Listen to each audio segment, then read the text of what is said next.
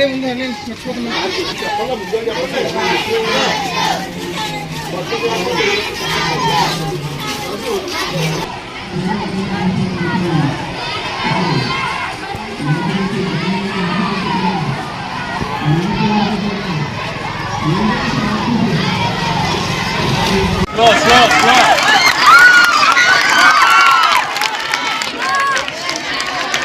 చేయాలి.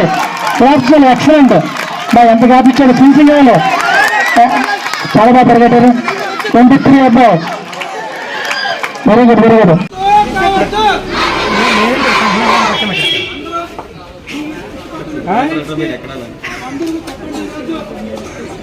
స్థాయిలో పెద్దలందరూ కూడా వచ్చి మీటింగ్ పెట్టి నాకు చెప్పడం జరిగింది.